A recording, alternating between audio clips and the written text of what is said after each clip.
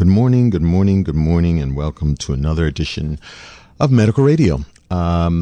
It is April the 1st, guys. April Fool's Day. Somewhat ironic. But that's okay.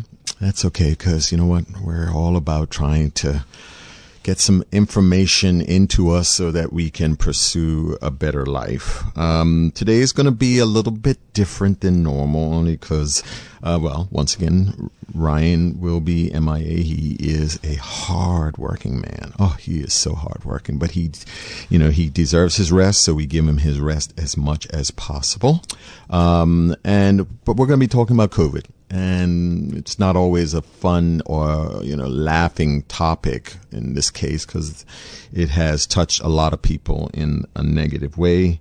But that's okay, because we're going to get through this in the best way possible. But in the meantime, where I normally start off my show with a different song or my regular song, I start off with something slightly different that will hopefully, appeal to those who have suffered a loss over these last 3 years. All right? We'll be right back.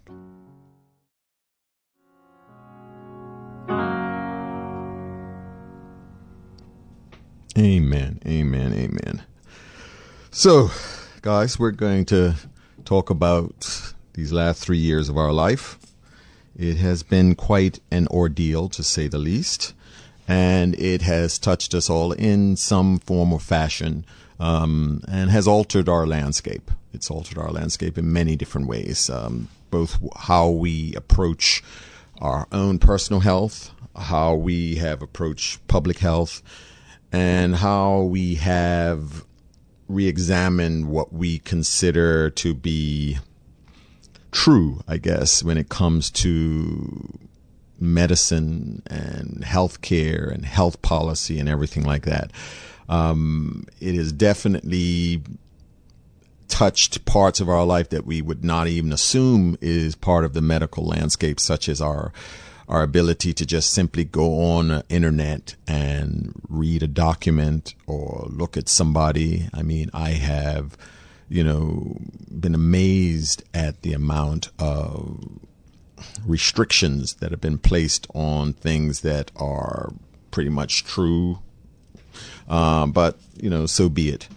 Now, to kind of help us out here on the whole, I guess, media landscape and how that has at least been part of this, I do have a guest here with me that we're going to discuss some of these timelines and how things have been progressing.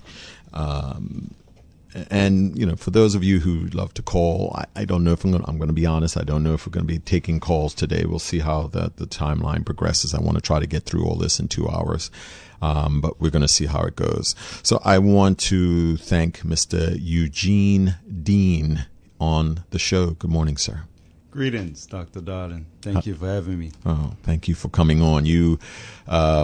Now, this will be an interesting topic. Now, Mr. Eugene Dean is not a medical doctor. He has many different hats that he wears. Actually, I've only seen him wear one. But under the auspices of COVID, it's been through his, I guess, community activism. And maybe you can just fill us in on what made you even come into this sphere of trying to approach COVID? Why you? Is this all politics? I don't know. Because, I mean, even when I started, interacting with you, I had some colleagues that came up and said, listen, you got to be careful with this because this guy's into politics. You're going to be pulled into, people are going to assume that I'm like, people assume whatever they want. I want to just make sure that we have conversations. Right. And so this was where I came from. But maybe you can at least start off letting the public know where your thought process was. Were you just a guy that came off the street and said, hey, let me talk about COVID, or where does it come from with you? Well, thank you for that. And I appreciate the opportunity to share this, but just a brief timeline for me. First of all, I've been someone who's been involved in the community all my life. Mm-hmm. From a very young age, as a young adult, up to today, I've somehow always found myself involved with community initiatives. And when everything happened initially, like with most people, everybody was kind of stepping back and trying to like gauge like what's really going on. Right. And I've always been somebody who asks a lot of questions, and pretty quickly the messaging started to get a bit confusing for me. So, I started to reach out to people like yourself because I said, well, what's going on with doctors? And I remember reaching out to you and others and saying, so what's going on? Is like, are doctors getting together, collaborating? Is the government calling doctors together to find out if things are going on overseas? What other research is coming in? Right. What should we do? Things of that nature. Because I was a bit concerned because it seemed like politicians were leading versus doctors. You know what I mean? And just also to clarify, I guess now for me, and anytime I do something, people bring up politics because I have been involved in an election Gotcha. before. How But dare you? my involvement in that election is interesting because, I've never been somebody who's really been really interested in politics, so to speak. But I do care about people. Right. And I felt compelled in the last election to kind of get involved. I was called upon to get involved, and I remember thinking like why do I have to come out of the community to get involved with this realm? It seems like enough people who actually enjoy this realm. I wish they could just take care of things so that people like me could just stay in the community Right. doing the work that I'm already doing. But nonetheless, this was another situation where after having conversations with people like yourself and other doctors, my concerns actually grew. And then at that point, I guess my community activism was, kicked in. Right. And I felt like, okay, well, we need to do something. And then I guess the rest is history, Right. because we created Beyond the Pandemic and we started recording doctors telling their stories because the media wasn't giving doctors a platform to tell their stories. And, then we started getting stories from the community and things of that nature. So, and as a result of that, now, I have become a point of reference for people. And so it's just been, it's been phenomenal, the amount of information that I've been privy to Right. as a result of the positioning that I took in the community around this. So hopefully my efforts have helped people because that's primarily been my goal, to represent and to provide a voice for people who have felt like they haven't had one. Now, has your sphere been media anyway before this? I mean, were you involved in being communication and internet and setting up websites and all that stuff? Well, I have an IT background, Okay. and I'm involved in audiovisual. Okay. You know what I mean? But hosting a TV series, that was a first. I had never been a TV series host or Right. put together a TV series before. It's just something that it was required in the moment. Got you. And so I just rose to the occasion and just made it happen. Gotcha. So no, I hadn't had any experience. I've never been like a radio or TV show host or anything like that before. Okay. But yeah, you knew people and you knew how to make right. this communication. I knew the technical side of it, and Right. and because I'm in that realm and I know people in the industry, I was able to do what was required to make it happen. Did you get any pushback when you set up your incredible amounts of locally pushback. or overseas? or? Everywhere. It's interesting. I remember. Yeah, it was a lot of pushback locally. I mean, even in your family, people are looking at you sideways because, how dare you? Like, how dare you go against the authorities? Right. How dare you? You start to introduce perspectives, right, that challenge the status quo narrative. Right. And in this instance, where with this pandemic, it was so much censorship. That all of a sudden now, YouTube's shutting you down, TikTok's shutting you down, Shutting what I mean? you guys down too? Oh yeah, of course. Oh, wow. Yeah, I remember I was contacted by Newsweek, who was writing a story on us because it was a big thing because what is the payment portal that people were using? We were using a payment portal to raise funds. Right. Not PayPal. I'm trying to remember which one it was now. But one of But them. anyway, yeah, and they shut down our whole account. I mean, Vimeo shut down our account, refunded our money. YouTube, did they give you an explanation? Well, everybody said it was just their community policies or health policies, or it was always very general. But what you realize is that, you know, COVID was a hot topic, right? And if you said anything about COVID, or had anybody on your channel saying anything about COVID that was contrary to the status quo narrative, then it just wasn't allowed. Right. You know, the sad part about it is the censorship still continues today. So it's not all gone then? No, it's not. I can't go back on YouTube and see you now? No, they shut it all down. I can see singing puppies. I can see, you know, Nazi people. I can see, you know, all kinds of stuff all over this. I can see porn, but I can't see you talking about COVID. Exactly.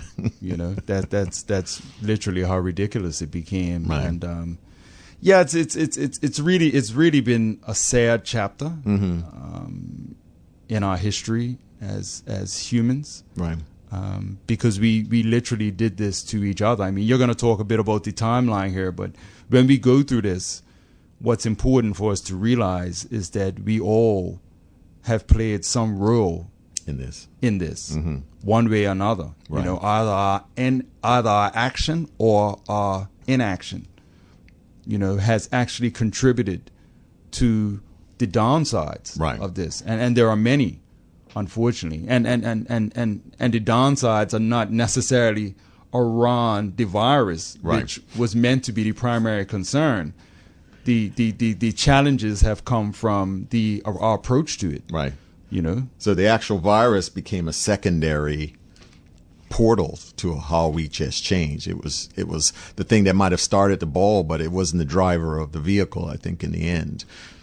Yeah, it was interesting. I remember in early 2021, I don't know if it was January or February, you know, I just started doing some calculations. So I started going online. I mean, everything was so accessible because everybody was publishing data. You know, you could see live updates of like the deaths and you had the numbers. It was phenomenal.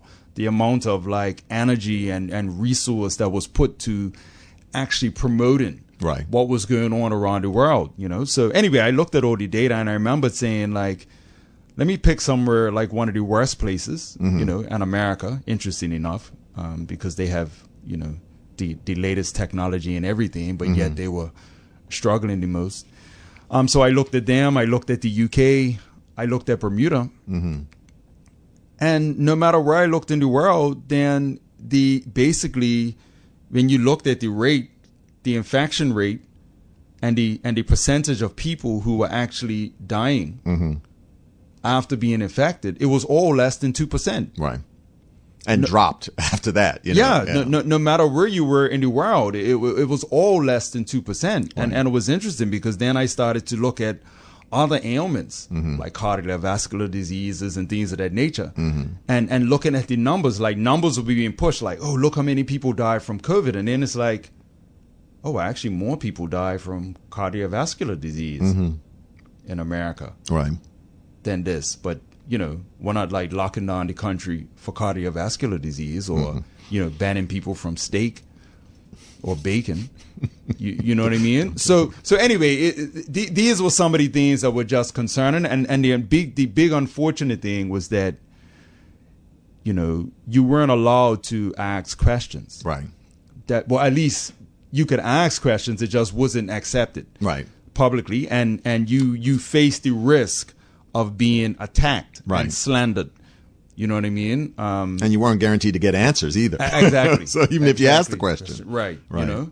So I guess the unfortunate reality, again, that we face in this situation is that all the information now is coming out in hindsight. Right.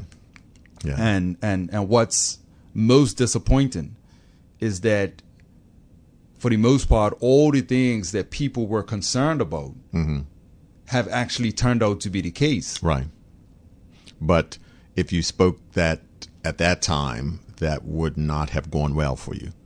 Yeah, and it's very unfortunate. Yeah, because and I remember, and we talk about like the politicalization of things. I remember because you know, during the election, the last election, or soon afterwards. I remember, I think it was during. I remember my good friend Mark Bean, he made a comment publicly about masks.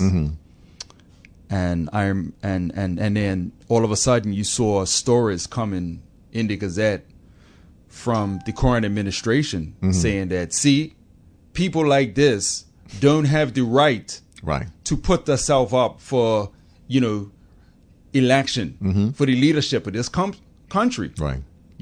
People like making irresponsible comments like this. And I was like, wow, very interesting. But again, now, if you look at the data, the data is actually in alignment with what is supporting what Mark was saying at that point. And I think even you said to me early out in our discussions that,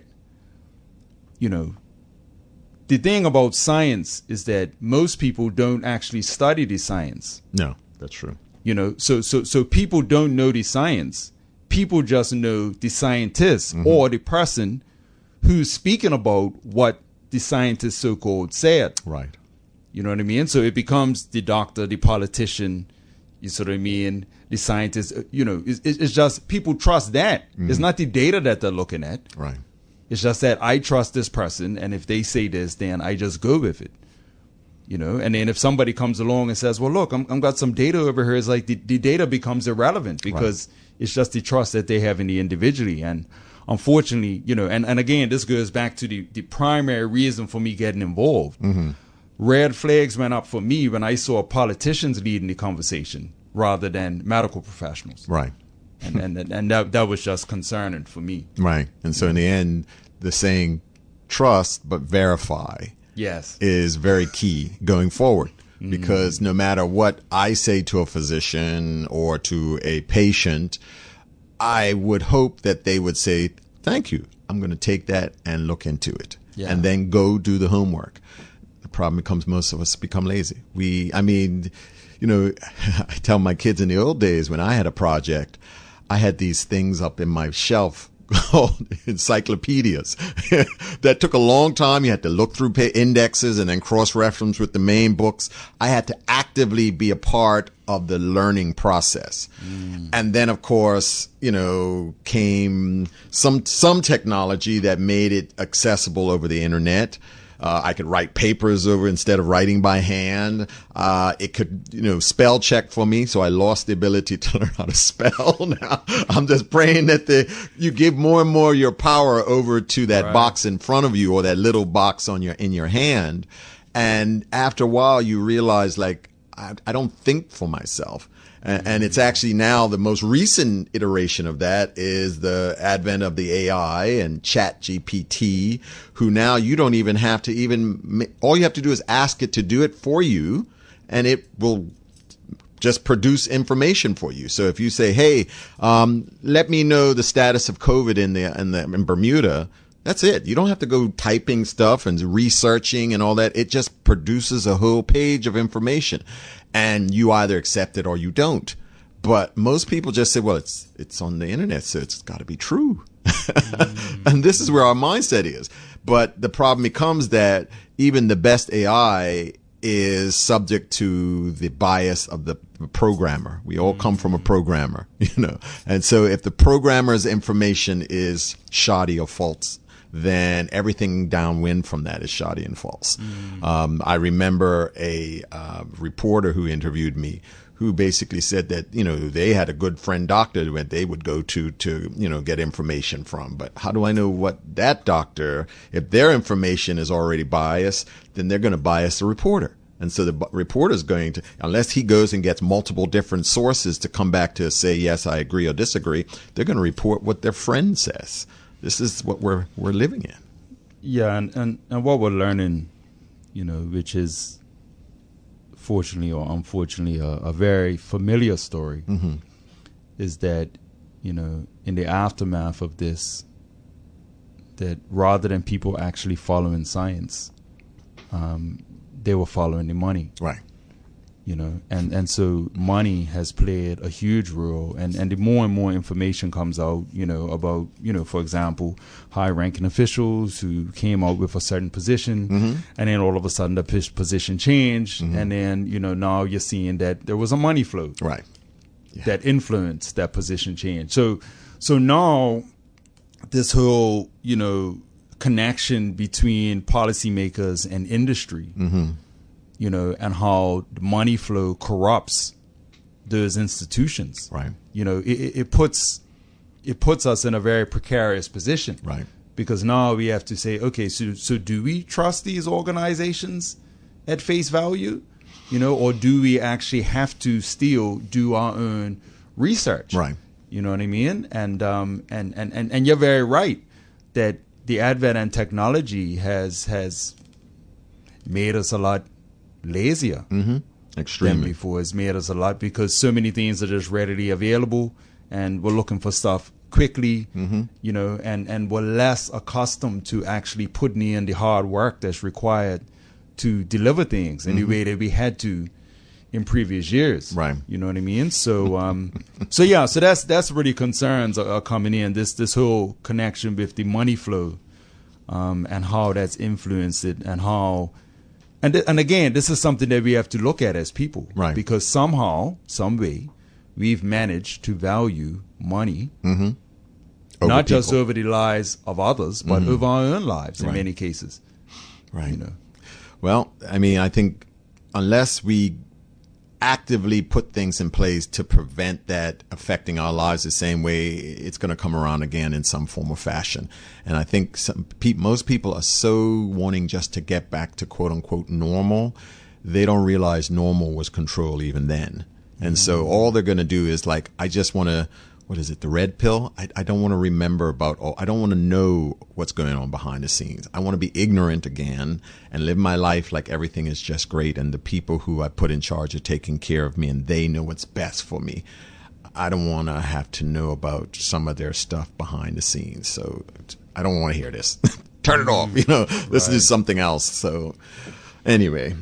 So, when we're talking about the timeline, because, this is actually the third year in Bermuda where we started the lockdown this April. So it was kind of appropriate that we wanted to do this. But, in me doing some research on the timeline, I want to actually go back a lot further than just 3 years ago, because I want to go back to during the time of 1919 to 1933. Wow, that seems a little too far, Doc. But that was the time during the German Nazi reign, when there were a lot of physicians who were part of that, who did experiments on people, who did horrible stuff medically and justified it for the good of science, for the good of knowledge, for the good of improving the race, or whatever the case may be. And but out of that, once the world somewhat was able to get themselves into some form or fashion of order, there was something called the Nuremberg Code that came out of that said, listen, we can't be in that position where we are going to use people as fodder, even in the name of science, quote unquote. We have to put some kind of restraint on the way that we deal with people who put us in a position of trust. And so the Nuremberg Code came out of that. And it was basically 10 points of how we should address when we're interacting with people, especially when it comes to experimentation.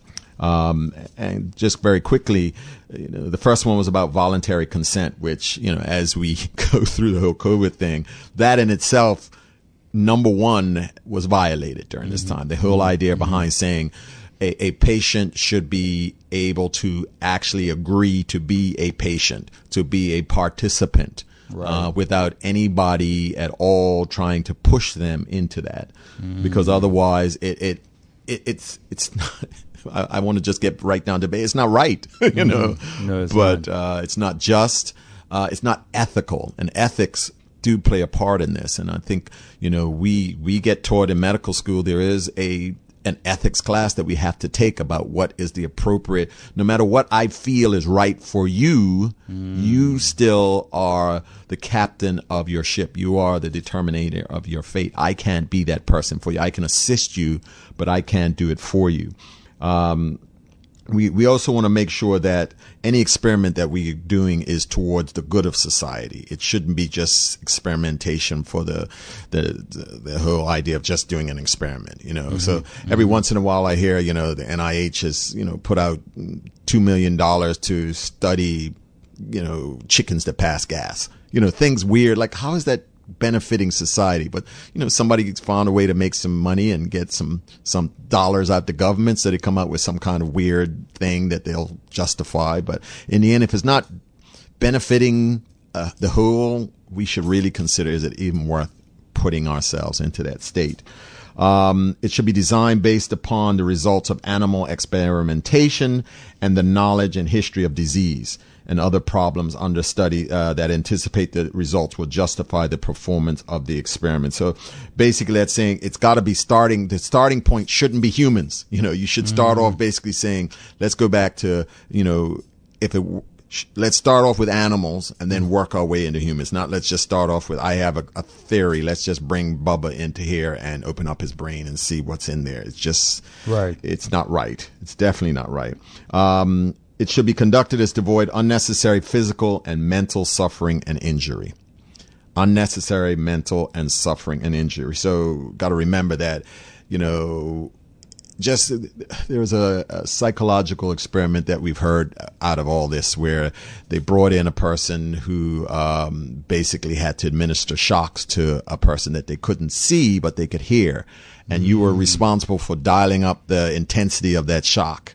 And as you heard them scream, you would get like, man, God, should I be doing this? And yet the person who was leading the experiment would basically put himself in a position of authority to say, it's okay. We know what's best. Keep doing it. So you relinquish your authority to the greater authoritarian, even when you feel something's not right. And we've seen that happen this time too, that we've been able to do that. You know, so, and then there's a whole bunch of other ones, but, you know, ultimately it was about, I like the first thing. You have to have voluntary consent.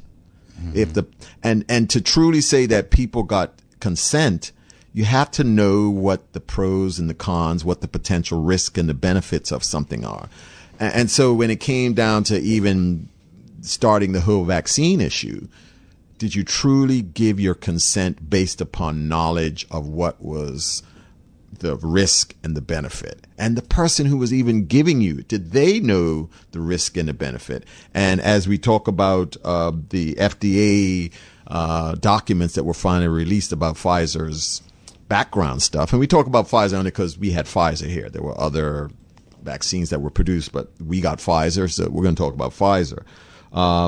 But in the end, there was a lot of stuff that maybe in hindsight, if people knew, they probably wouldn't have stepped up so quickly to take this shot.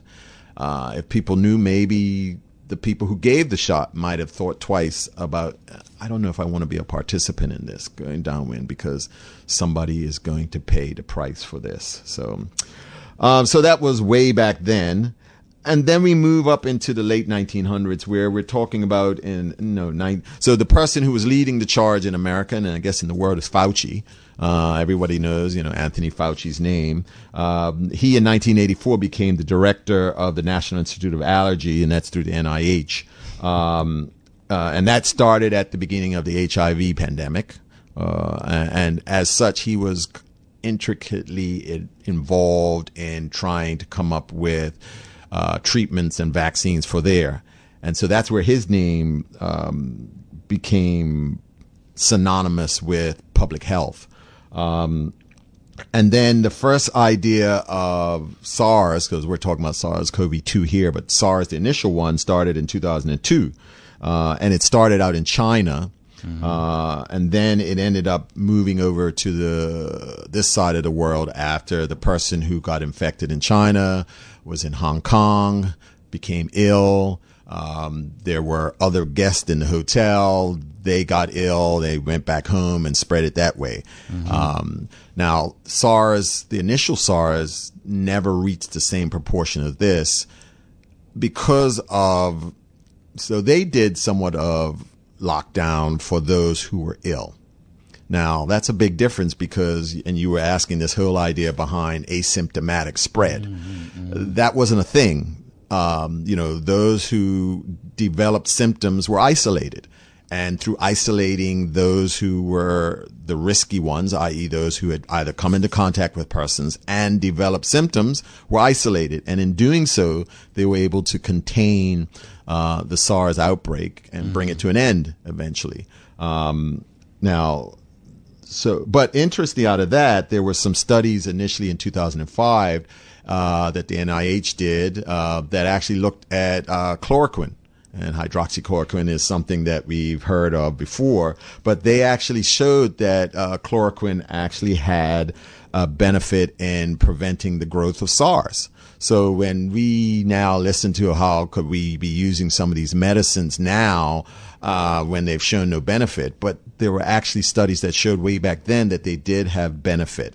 So it didn't come out of thin air. There was already some initial work about the potential of some of these repurposed drugs to help stave off some of these viral infections. So when hydroxychloroquine was started to be used, it was because somebody did the research to say, hey, somebody had already researched this back in SARS and found it to be a benefit. So let's try this with now SARS-CoV-2. So to just say they just randomly pulled this out and it's a danger to people, that's not the case. And that drug is used all over the world. It's used by family practitioners, GPs. So they even talked about the danger that it posed. And yet we were using this drug, all this time before SARS came out. And yet all of a sudden now it's a dangerous drug that has to be restricted or banned. It was over the counter in some countries. And as soon as it started to make its way into the political arena of controlling COVID, it got taken off of shelves in Africa. It disappeared, followed by big bonfires that came out, of the work. So there was a purposeful removal of certain medications that had previously shown to be useful. And you have to ask yourself why. And we can't answer all these questions today. Don't get me wrong.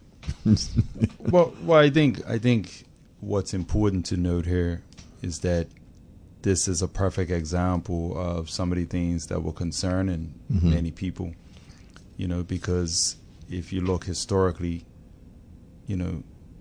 anytime that there's an outbreak, then, doctors are relied upon to go into their toolkits, right, and to use whatever resources are available to them, whether it be new products or repurpose products, you know what I mean, in order to assist their patients. Because for medical professionals, it's a clear and present danger, meaning the patient is right in front of you. Right.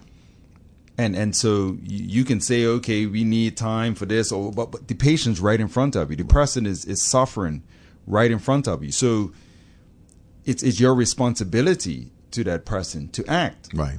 And to use all of your skill and experience and, whatever information you can get from your colleagues and things of that nature to be able to help that person. Right. So the concern started to come when that wasn't deemed acceptable. And it's like, hold on. So doctors are being asked to don tools in a situation that's being described as a global health emergency. Right. So now all sorts of red flags go up. And then doctors are coming forward to say, hey, this is working. Right. And then it's like, I'm sorry, that's not allowed. Right. Oh, so now you're actually getting in the way of early treatment. So early treatment came totally off the table. So you had a situation where it's like, okay, so we're dealing with a deadly novel disease. And what we're saying is that we actually have no treatment options available. And anytime somebody brings a treatment option forward, it's dismissed. So my concerns were like, well, what's the alternative then? So then it got even darker because now when you looked at what was eventually recommended, right? Remdesivir was the protocol that was used all through America. It was used all through Brazil, right? And if you look at the data now, you see that those were two of the places with the most deaths, right? The highest mortality levels, right? Bermuda was using that same protocol.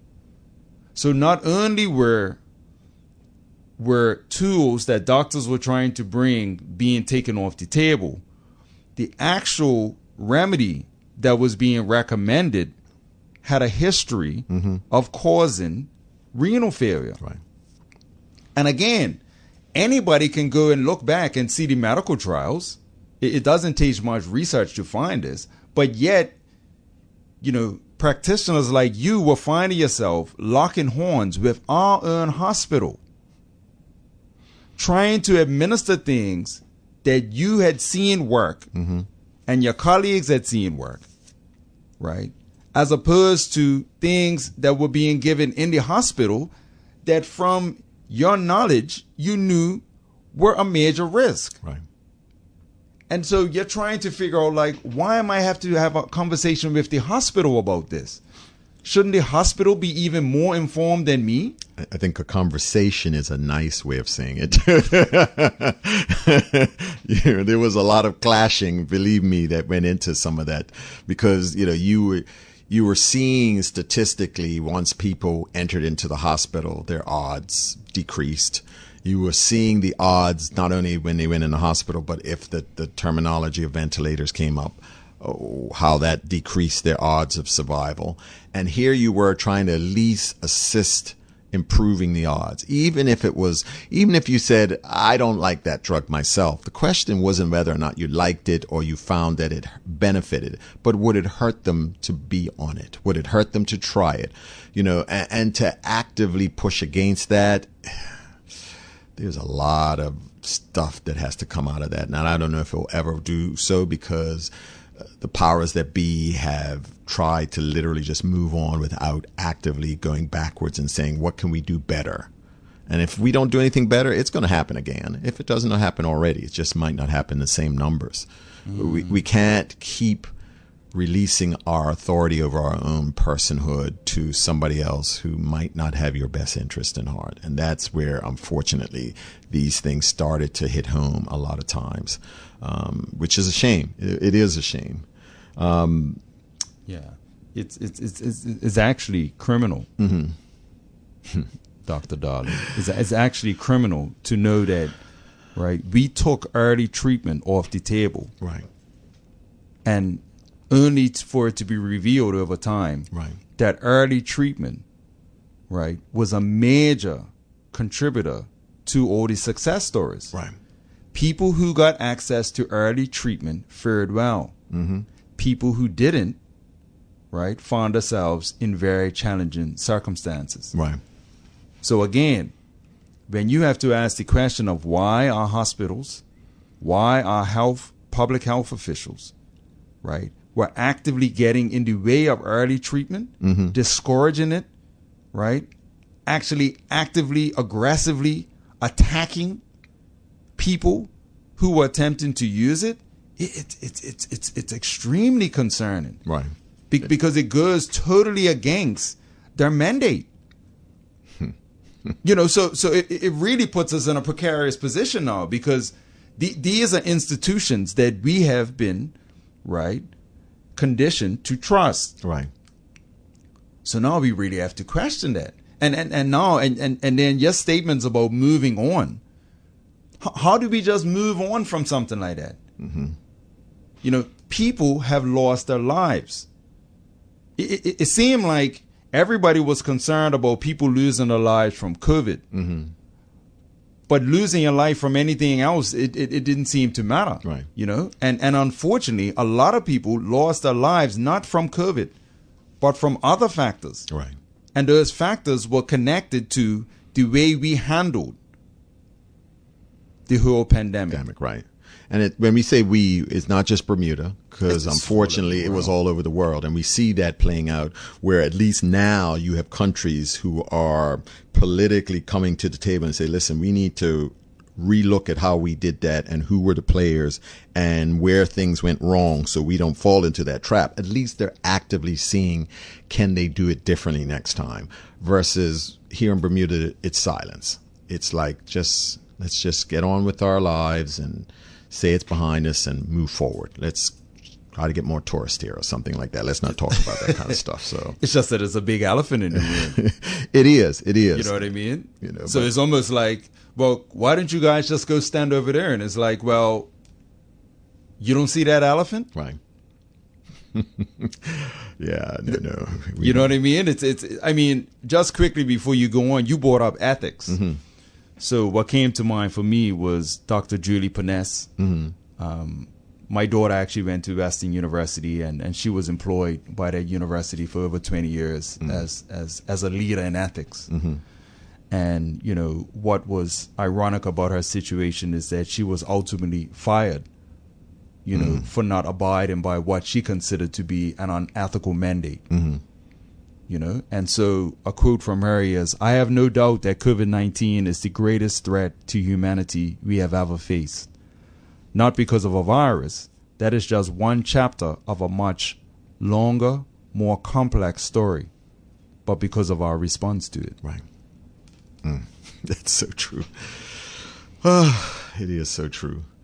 2011, this is where we started to pick up on how scientists were doing experiments on proteins from viruses and finding a way to alter them in a way that they could become easily adaptable into the human genome. I mean, as of then, up until then, if you notice, everything was human to human spread. But what could happen if we could actively take something that was in a non-human and transfer it into a human? It's actually very difficult to get viruses from animals into humans and then let it run free. It just doesn't happen that way. Most of the time, it's got to be humans that are the main carriers. And here we had science, and this started out in the University of Wisconsin with the University of Tokyo, that was able to modify the H5N1 bird flu and allow it to spread into mammals. So right away we had scientists, and we have to be so careful of these people. That's why when we talked about the Nuremberg Code, doing stuff for the betterment and the good and not just simply for the sake of science. You know, scientists sometimes I have Labrador retrievers. And sometimes when you go out and you let them out, they'll spend hours just sniffing, and they just kind of start following their nose, and I have to kind of wake them up. Hey, snap out of it. Come back here. Scientists are like that too. They get so wrapped up in their science, they forget that this potentially has applications that might not actually benefit people. But you can't just simply do it because it's just good science. And this is where we have to start asking questions. And is what I'm doing actually going to make things better for the population, for the world? And this, I still have not found anyone who can truly show me why gain of function was going to benefit the world going forward, and yet they were allowed to do it up until this was 2014. This is during Obama time period, where it was starting to say, whoa, what's going on with this gain of function stuff? And other scientists were starting to say, wait a minute, you guys, what are you doing here? This isn't. So they put enough pressure to close down the whole gain of function research here in America, and you'd think, okay, that was the end. Hence, when we start to move it off country into other places like Wuhan, you know. So all of a sudden you now start seeing other countries who are picking up in this research, and they're getting money from NIH and things to continue research that, you know, we didn't tell you don't do it here. We told you don't do it. And yet, you know, this was easily being continued forward overseas, hence Wuhan, you know, whole laboratory situation. And so in 2017, NIH actually patented an S protein change. Now we've only recently heard about spike protein, and yet they have a patent that the NIH put on a change spike protein way back in 2017. Mm-hmm. So this is where people start to have to close their eyes because my tin hat is blinding them. Because I'm like, wait a minute. So this was some random event that happened in 2020, but yet you guys have been doing stuff to the point that you're actually saying, like, we're going to control, once again, patents make you money. These new chain spike proteins way back 3 years before the pandemic broke out, where they were talking about, these proteins didn't even cross from, animals into mammals. And yet you're doing these little weird things and making a potential profit off of it. Follow the money. The money always will lead you into where you need to go. Well, if I could just say one thing there, and again, this is very disturbing, right? Anthony Fauci is said to be the highest paid official in the government, U.S. government. In the U.S. government, making more money than the president. All right? The way that happened, and people can do their own research on this, what I've been made to understand is that happened because of his connection between, right, his role in the NIH and the Defense Department in America. Now, you mentioned about the Nuremberg Code and things of that nature and developing, or science for the greater good. Well, the concern here is that the science that, some of the science that Anthony Fauci was involved in wasn't, intended to be for the greater good, right, because it was intended to be weapons of mass destruction. Right. You see what I mean? Now, what's interesting in governments is how, you have these different entities or departments that have some level of autonomy. So even like the president could be, say, shut down all gain of function research. But if the Defense Department is still keen on weapons of mass destruction, then maybe the Defense Department is still involved with or knowledgeable of the shifting of the development of these technologies out of the U.S. into Wuhan. You know what I mean? And maybe Fauci is, right, he's motivated to continue this research because the payments he's receiving are linked to his ability to continue to develop more weapons of mass destruction. Now, wait a minute. Some people might say, well, okay, now you're just stretching it. Come on, Eugene. Now, that's a lot of jumping that you're doing without any real proof. But here's a question. So the U.S. government, when they were doing the research in this, they tried to actually go and look to attach Fauci with patents. You can't find those. They're actively blocked. Even with, they have, Freedom of Information Act. Those are so highly classified that you cannot connect him to the patents that he is attached to say, well, is he making money from these or not? Because they're sealed. You're sealed from your own governmental bodies who are supposed to say, is there some under the hand shady table stuff going on or not? But if you can't see it, you can't prove it. And in the court of law is not about truth. It's about proof. So, until you can say that this gentleman can show that he's actively connected, it's going to be difficult to move forward with that because, these systems have been so well ingrained that, they're going to bury the bodies as deep as they can.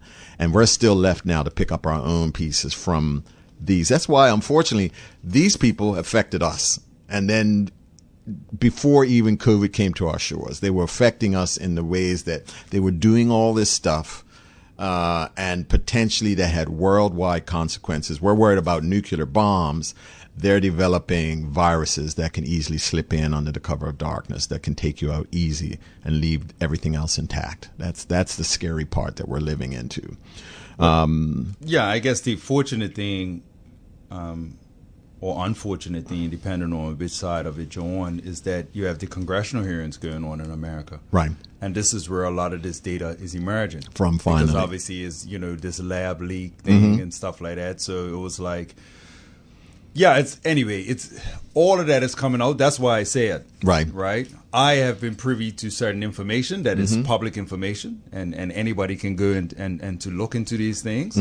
For me early out, I just got the sense that Fauci wasn't being honest. Right. For whatever reason. And everything that's come out subsequently has backed that up. Has backed that up. Right. And I think even when you're talking about, the hearings are now bringing stuff, making stuff into light. But when you do your research and you see some of the stuff, there were governmental departments that knew something was going on even before that. They had, this was from September of 2019, so this is getting close to finally the outbreak. And they talked about how the Chinese military went into Wuhan lab, changed all the leadership, removed all the paperwork, just basically scrubbed everything down at that particular time, September. So by the time you looked in October, you look at satellite images of surrounding hospitals and they start to notice, why are there more cars parked at these hospitals than a year ago or over these last couple of months? All of a sudden, you're getting these large influx of people going to hospitals around this Wuhan area. And when of course, everything that you do on the internet is not private. So they start researching the internet searches. People in those areas are starting to look up or Google symptoms that are now synonymous with COVID. And it's like a big upsurge in, fever, cough, shortness of breath, things like that, where all of a sudden in October, so this is even before we were told there's something happening a couple of months before. So they knew stuff was happening way back then. So I think as we get more and more data, we're going to find out the outbreak actually started way before we were told about it. And China is very good at hiding, what's going on there. So by November, the U.S. intelligence identified 3 workers finally at Wuhan who had become ill with symptoms consistent with COVID-19. So November 2019, we say 2020 was the big year, but November 2019, they finally admitted to 3 people who had COVID-like illnesses. And that's where we start to finally see COVID actually. And it's interesting because we were over at Hot Dan at that time. And my partner in crime at that time had said, hey, look at this article about some illness going on over in China. And at that point, it was like, this is an illness over in China. It's not relevant to us over here. And within months, it became relevant to us here. And we're going to pick up to 2020 when we come back. Don't go anywhere, guys. You're listening to Medical Radio, our 3-year review of COVID-19. Guilty that so much of your time is spent listening to one radio station. Oh, don't feel guilty. Just feel the magic. The all-new Magic 102.7.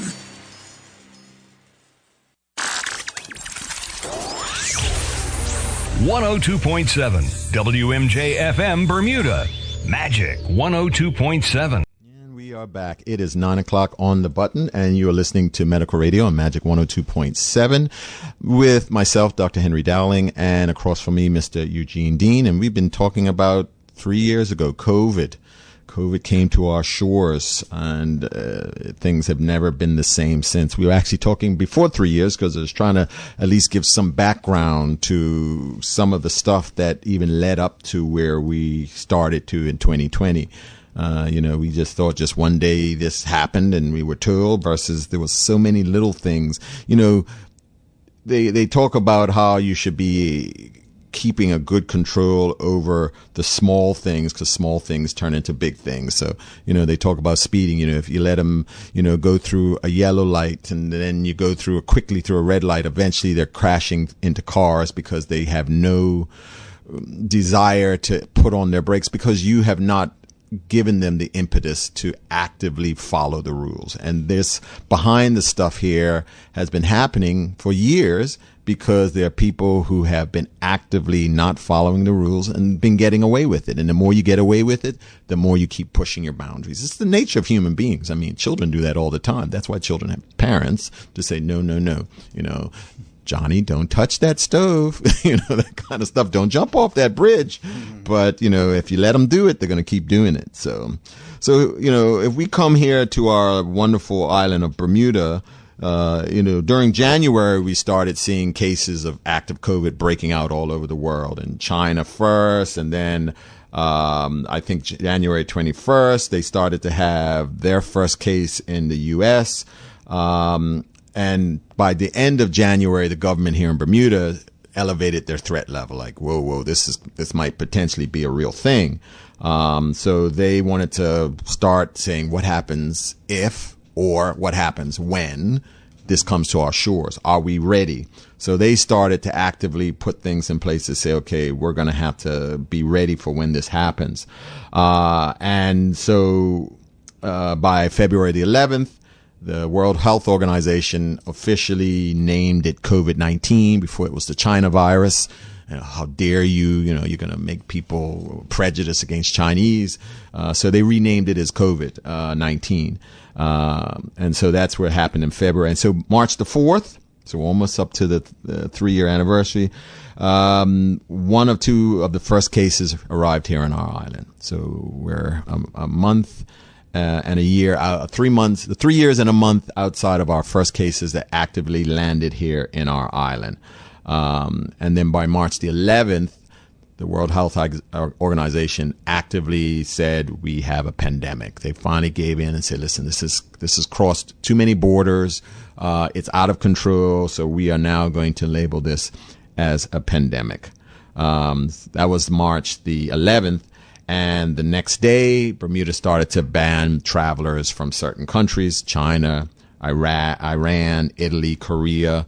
I think U.S. had already started doing that. And if those of you who remember, the president at that time was labeled, racist and stuff. How can you, do that to those people based upon where they live? But, everybody followed suit after, because that's where the virus was pouring out from. Bermuda ended up starting to talk about closing their borders because other countries were closing their borders. So Canada did it on March the 16th. They closed their borders to anybody who wasn't Canadian. They said, listen, we got to try to control this. And, the problem becomes is that by that time you can't control it. It's already in your country and it's already spreading. So trying to block people from coming in at that point was really a futile event, but they didn't know what else to do. I don't think anybody around this part had ever been exposed to something like this. So I didn't even say anything bad about that because we had no tools at our disposal to even talk about how do you control a pandemic. When's the last time in your life, and you're younger than me, ever dealt with a pandemic in your thought process? You hadn't. So let's move forward now. So first case of Bermuda was confirmed in March the 18th. Bermuda started to talk about major closures of schools, airport, and buses in March the 18th. And then April the 1st, I think it was, April Fools, is when Bermuda stated a state of emergency. We are now officially in that state of emergency, guys. And they wanted to direct Bermudians to shelter in place. You remember those days where you couldn't leave your home, couldn't go to the grocery store. Oh, those were days. I got so much landscaping done back then. I couldn't. So that's kind of where it started here in Bermuda. So April the 1st is when the emergency officially was enacted here in Bermuda. And it stayed, I think, up until this year. I think they finally let their emergency. Did they ever? I don't think they renewed it, because they had to renew it. With that state of emergency comes emergency powers that governments usually would not have, but they're given under extreme circumstances. And so it's interesting because we always talk about how COVID's over, and yet the emergency powers still maintain themselves. Even to a certain extent, America still has their borders closed to those who aren't vaccinated, even though there's been obvious proof that vaccinations do not necessarily prevent spread. So what? We have this power. We're going to do what we want. And so, the governments have gone above and beyond and beyond and beyond. And that you got to be careful of giving your government too much powers. Look at what happened. Well, in both cases, it brought genuine cause for concern, because there was concern locally of like, well, what else is going on that the government still needs to hold on to these emergency powers? Right. When in reality, like, we've already pushed through any major cause for concern. Right. I mean, if you have a situation where, about a year prior, if the top officials in the country are going on vacation, then clearly it's not an emergency anymore. Right. Mm. And then so I mean, the situation in America is just, I guess, become one of the best examples of just how irrational a lot of the policies and decision making became, because there is no rationale for that, and there hasn't been rationale for it for years. Actually, when countries started to put mandates in place around travel and taking the jab, even the World Health Organization was saying not to do it. Right. You know what I mean? So we've had all these conflicts. Right. Throughout the one organization says this and that. It's really been a mess. Now, some organizations like the CDC have publicly stated that they failed. Mm-hmm. Finally. That didn't happen very soon. And it happened with a lot of push to actively, aggressively say, did you live up to our expectations? No, Right. There were times where we could have done it better. Right. And that's the unfortunate part, because, here in Bermuda, this is where we started from the medical part, getting a little bit under, trying to figure out who's running this, because you start getting messages from the health minister. But from the medical point of view, we want to know who's the health minister getting information from it. I don't know if we've ever truly gotten an idea of what body they were pulling their data from in terms of how they were going to do stuff. They convened their own group. There might have been doctors that were part of it or not, because there wasn't no official good line of flow of information out into the community of physicians. So we were almost left hanging to kind of seek out people to help us understand what was going on, to get information. So this is where you get doctors who will go to those people that they know out in the other parts of the world. Hey, what's going on over there? What are you guys doing? What are you not? To try to bring home some information as to what we can do here. So depending on where you studied, that might be America, that might be Canada, that might be a country in Africa, Philippines, anywhere. We were desperately seeking some clarity as where are we going to be inserted in this part of healthcare. And there was never a real insertion of physician bodies here in the healthcare. We had to insert ourselves. So you started to see us talking about, well, let's at least rally around getting equipment and things like that. So that's where you saw our push to bring in masks, because the government couldn't source out masks properly, or couldn't PPE, those type of things, because we weren't getting the support to support the community. So we had to do it ourselves. And that was very frustrating, because we wanted to be a part of it. But our governments, and this, I say our government, so I'm not saying a PLP and OBA, I'm saying our government has always been about containing the power structure from them, and everything flows out of them. So unless they choose to have you in their organization, it was very difficult to get a seat at the table. And so what ended up happening is, we did the best we could, in terms of how are we going to manage the patients that we have when there are lockdowns? How are we going to deal with the illnesses that we have? Now, this is where you start to get, bodies that are trying to assist us. So the Bermuda Medical Council did do some work to try to at least give doctors out. At that point, you never heard about telehealth in Bermuda. You never heard about telehealth pretty much everywhere. It was a mode of treating patients that has never been considered to be the first line, and the biggest block to getting it truly implemented properly was it wasn't going to get paid for. So most physicians didn't, if they had a computer, didn't know about telehealth and all that kind of stuff. But it started from there. And so we started either through phone calls or through actual video conferencing, being able to interact with our patients to some extent, to get an idea, how are you doing? What are you doing? Do you need this? Do you need that? To at least keep the flow of healthcare here in the island. And that worked to a certain extent. It wasn't great. And it's still not a great methodology. I mean, people find it convenient, but convenience isn't always the best way of doing things. And I think a lot of physicians themselves find that you lose something through trying to manage patients just purely through an internet feed. Right. But under those cases, it's all we had. And so we did the best we could. But going forward, it was a matter of we still needed to deal with patients who needed active hands-on. So, we started to get patients who were able to come in.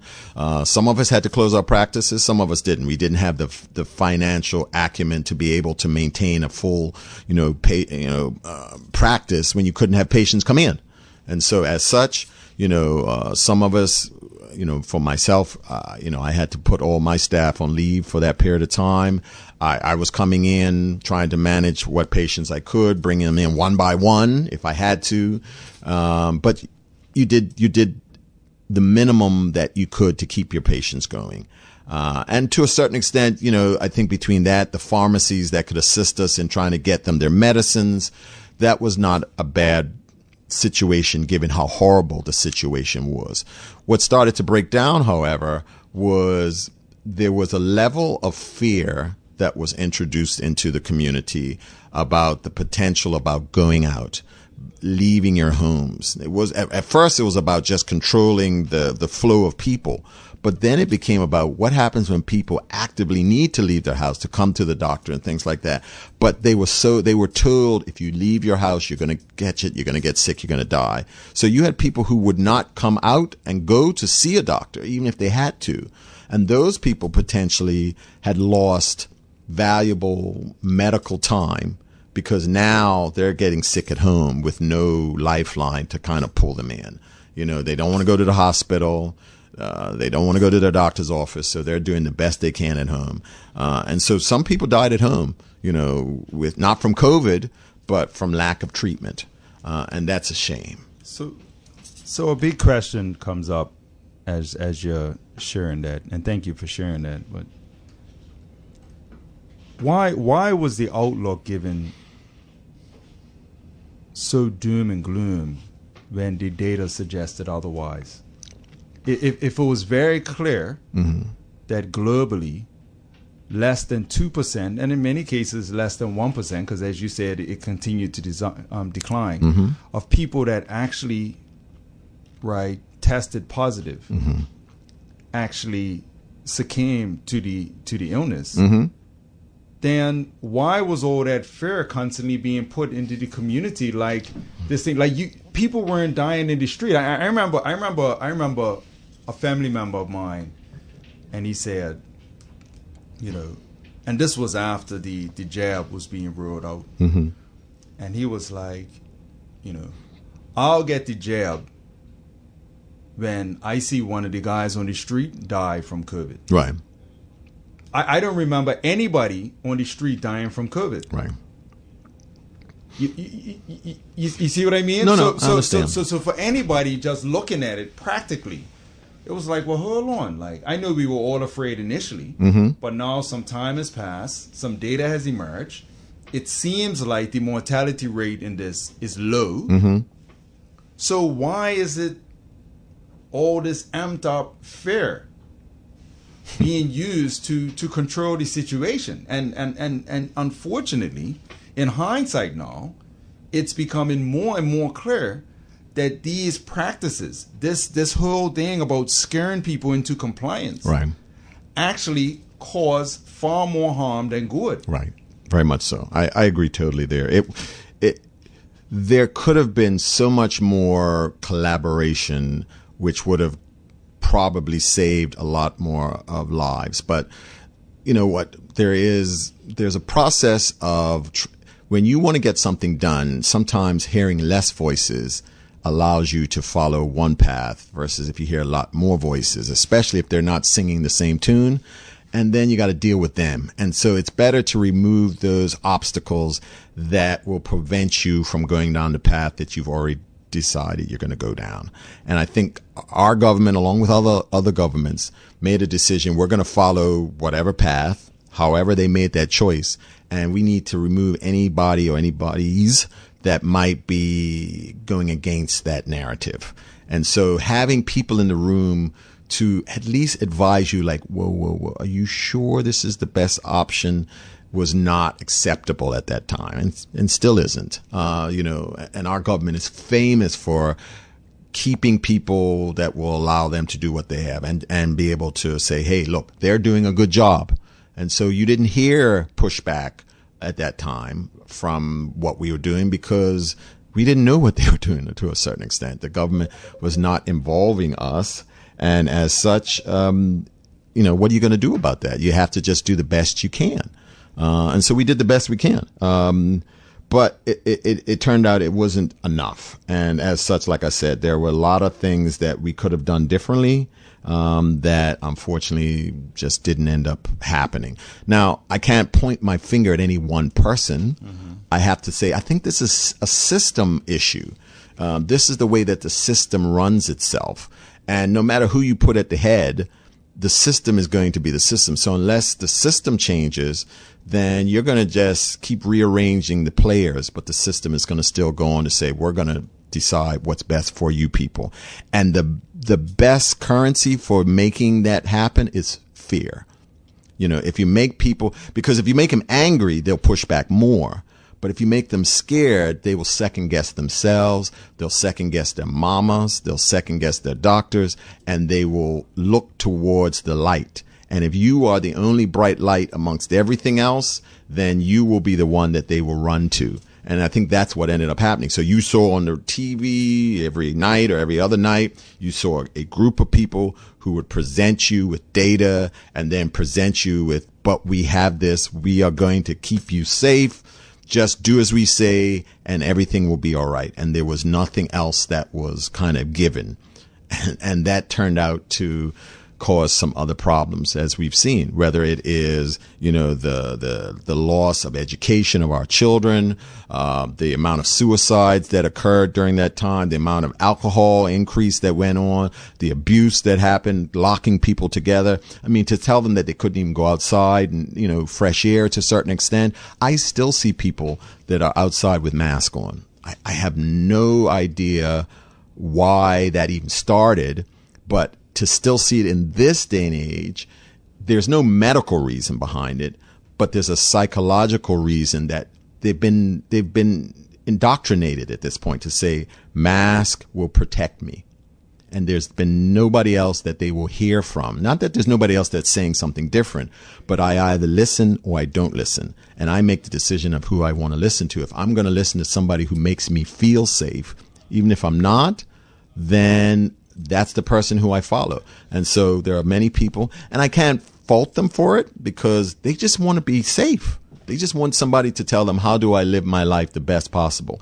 And they've made a decision who they're going to listen to. And those people are the ones that say, put on a mask, stay away from people, and you'll be safe. And those are the same people that told you, get your shot and everything will be okay. Because remember, at first it was 15 days to, stop the spread, and then it extended out, and the spread kept going because it wasn't working. It never did work. The initiation of that, even in America, came from what China was doing. Mm-hmm. So the Americans picked it up from China, and China's all about control. So, it wasn't about the good of the people. It was about the control of the people, and it continued and spread like wildfire. So we just kept picking up, and this is where we kept saying, well, where are we getting our data and our information to move forward with this? And there was never a clear idea whose boards are sitting on this, what groups are sitting on this particular organization to decide this is the path that we're going to take. I still don't know, who was whispering in the ears of our ministers at the time. And that's a sad event to say that, being on one of the doctor organizations that are kind of overseeing the doctors of the country, to not have a clear understanding of the path that the medical mode in your own island was going through is quite upsetting. I'll use that terminology. That's a nice term. Yeah, it definitely is. And again, that's what inspired me to reach out to a lot of doctors on the island. And what's interesting about what you just shared is that there are some countries that didn't do what China and America did. Mm-hmm. Denmark, I think it was, and Sweden, mm-hmm. and the outcomes were no different. Right. And so this data was available, you know. So but we weren't following the data. It seemed like we just stuck with these policies, Right. regardless, you know. And it wasn't as if people weren't pleading Right. for change. People were asking for change. People were presenting additional data, but none of that was being considered. So the question still begs, why? Right. Why is that the case? Why weren't we following the data? Why weren't we looking at alternatives and things of that nature, you know? Well, and data, they always say data is king, but you have to have all the data, because if you selectively pick data that you want, then you're not truly getting data. You're getting, stuff that you like that happens to support your direction. And this is what we will do. The CDC is famous for that, so when you start looking at so when they started showing some of the mask research that they were talking about, they would talk about things that we would never accept as true, pure data. How, in a restaurant, they had one group of people that ended up catching COVID. The other one didn't. They had masks on. So obviously masks help. This would never have been justified in any other sphere, but because the CDC has the authority that we have given it. Perceived authority, yes. Yeah, exactly. Yeah. Then they're able to make policy or suggest policy, because, they'll say, well, we didn't tell people to lock down. We just said, or we didn't tell them to close schools. We just suggested it might be a good idea, but we didn't have the authority to do it. We would be the ones who just suggested, and then it's up to your organization to actively do that. And I think under this circumstance, if they said it, it happened. Well, and that's the thing, and I'm glad you brought that up, because as it relates to the mask, one of the things, and I'll just put this out there, the data that the CDC was using was a survey that was done over the telephone to 500 people. Right. And if you go on our government website, that's the same survey data that our government was using to justify the validity of masks. Right. So why would a leading authority in a country that has over 300 plus million people be using a telephone survey of 500 people as a data point for policies that are pushed nationwide and eventually worldwide? Because many countries around the world, like Bermuda, follow what America does. Right. Very true. You know what I mean? So again, anybody who's looking, and the challenge is most people are not looking at things like that, because people are probably scratching their head now listening to this, right? But it's like, for those of us who were looking at it, it's mind-boggling. It is. It is. I think Bermuda's always been kind of a hybrid. They look towards England, they look to America, Canada, and they try to pull from it and make somewhat of their own policy stuff. So in this case, it was probably a combination of CDC and the World Health Organization that they would look to in terms of what they were doing and try to make some semblance of their own policy. The problem becomes that even they were starting to diverge. Like you said, what the CDC was recommending at one point, the World Health Organization wouldn't be recommending. And yet, we ended up going more towards the more stringent policies, whereas the World Health Organization would say, don't vaccinate children. The CDC would say, stick them as soon as you can.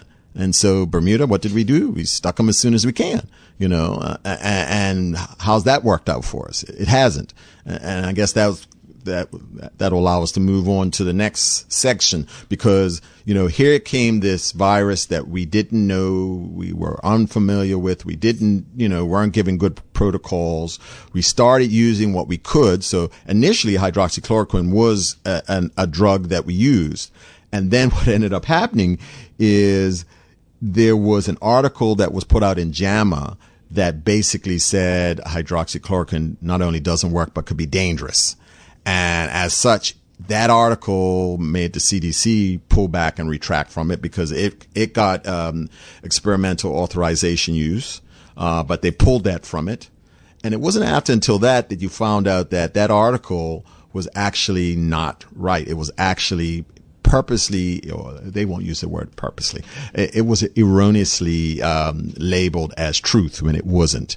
And it was around the same time that remdesivir was starting to try to make headway. But how can you get emergency youth authorization. Remember, that is for when there's nothing else available, then we will give you the usage of a medicine that hasn't been fully tested or proven yet. Exactly. And so hydroxychloroquine had that authority, but once it got pulled, up stops remdesivir. And remdesivir, the savior, flew in and tried to rescue us all, and that didn't end up being the case. Where's the data on remdesivir? I would like to see in Bermuda, right, the data on who has remdesivir been administered to, and for how long, and what was the outcome. Right.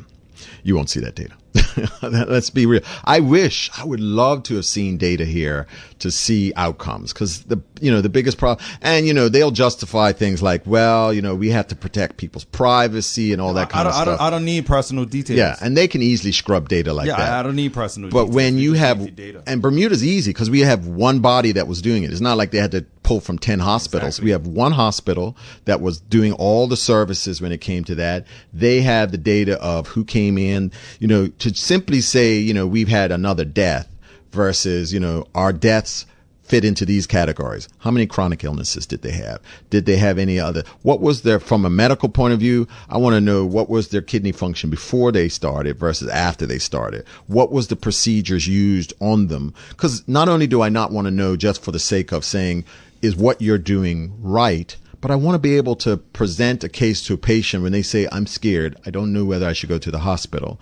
But then I can sift through the data and say, well, you fit into a population that actually does very well with this versus one that might not do so well. So I can't give appropriate information to patients unless I'm given appropriate information. And I think this is where a lot of my colleagues ended up having to choose sides. Do I simply trust my authorities and just say, okay, my authorities are telling my patients, stay at home until you can't breathe and then go to the hospital, versus let me try something that I'm seeing other doctors around the world having some success on. Many of them decided just to follow the line of, we're going to go with whatever the authority body is, and tell them, well, I can't do anything for you. Wait until you're really bad and then go to the hospital. Some of us didn't do that, and we would, source out medicines that we were hearing was working. We would see some of our patients in their own homes and things like that, because, by definition, that's what we do. We have to be willing to go out and take a certain amount of risk for the benefit of our patients. And simply telling them, I can't do anything for you versus at least trying, that's not acceptable in my book. And I think a lot of us failed by not giving our patients at least an opportunity to get better on the outside. And as it's been shown, most people did well if you treated them early, and we didn't give them that option. We just said, wait till it's late and then go to the hospital. And by that time, they crossed the line that it became very difficult, if not impossible, to pull back from. And so we were complicit in helping patients to not have an opportunity to get healthier, even for something as simple. And, most of the physicians are about writing prescriptions. But early on, it was shown that vitamin D was a benefit to people either not getting COVID or at least being able to recover from it quickly. That was something that would have not cost anything. It wouldn't cost the government anything to simply say, listen, there are some suggestions that a high vitamin D level will actually benefit from you. But there's nobody in sitting down at that table giving them that information, and simply therefore are not telling the population. And the few sparse doctors out there who are saying it, we have very small voices. So we were telling what patients we could, but they had the opportunity to make a huge difference in the population in Bermuda, to keep, even if it saved 2 people from going to the hospital, even if it saved 1 person from dying because they were able to get their vitamin D level up, it would have... It hurts my feelings to know that your grandmother, your cousin, your aunt could have actively potentially been pulled back from the brink had you simply said, listen, get some vitamin D into you. What about ivermectin? What's the mechanism of action for ivermectin? So you're moving on past the high. So once hydroxychloroquine went away, people were using other things. And this wasn't just Bermuda. Once again, this was around the world. This was happening. And there was a Dr. Peter Corey that was, Pierre Corey, thank you, even went to the Senate and presented his case findings because, he was actively looking in, working in hospitals. He and a group of physicians were actively looking at what was working all around the world. They were one of the first ones who actively talked about using steroids, where, the CDC and other big, named organizations were saying, do not use steroids. They were actively saying, wait a minute. The data is not suggesting that we not use steroids. Actually, the data is suggesting you should be using steroids, and you should be using a lot of steroids. But most institutions were very reticent to do so because they were listening to the big name guys, because they put all their trust in them, and they were failing them. Even to the point that where we talked about going on ventilators, the position that you were on ventilators made a huge difference. But that didn't get, disseminated until some time. So we were actively harming patients by putting them on a ventilator, not giving them steroids. And it wasn't a purposeful act, but once you're at least told that maybe there's another way, I think it's your duty to at least look at it and say, okay, what is my data suggesting? What is the other data suggesting? Are the two compatible? Is there a way I can at least try it to see if it works? Or do I simply sit there and wait for my boss to tell me to go ahead and try something new? And we, as a rule, we just sit and we wait till our bosses tell us to do something. Otherwise, we just tell people, sorry, I can't do anything for you. We actually had a conference call from one of the government had brought in people to kind of help lead the charge, because government doesn't use locals. Let's bring in somebody else. So they brought in this person. I remember being on this conference call, and they were saying, we suggest you do not try to treat patients at home. Do not give them oxygen at home. Do not give them steroids. Simply encourage them to get their vaccine. And if they get sick, to go to the hospital. So now I have somebody not only telling me that they don't agree with what the others' data is suggesting, but they don't want me to do anything for my patient. So just if that doesn't throw up red flags, then how are we now saying it's a medical emergency, and we're asking doctors to don tools? Not only are doctors not in the forefront of it, we're actually asking doctors to don tools in a medical emergency. Right. I'm just saying, let's just think about that for a minute. It depends on, once again, I think a lot of my colleagues just simply accepted that, I guess this is how it's supposed to be because we're being told this. How?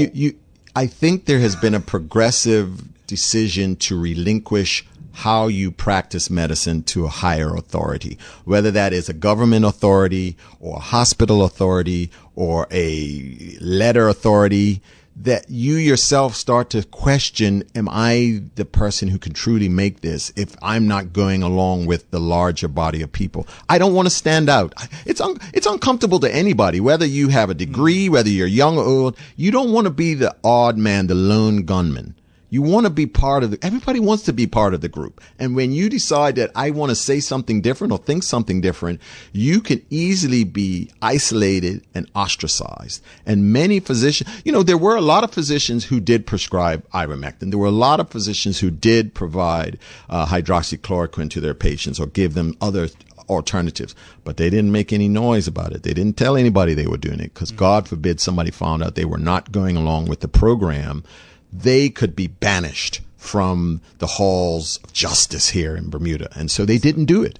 And it's not like and it's not even that, that's just, you're just making that up.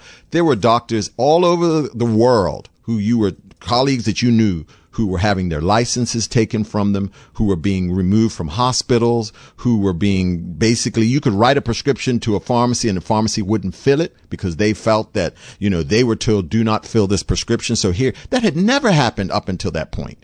And now, and these weren't, people talk about these quack doctors. These weren't quack doctors, quote unquote, until they made a decision not to follow this particular path. They were highly respected. They were doctors that were listened to amongst all across the board, different specialties.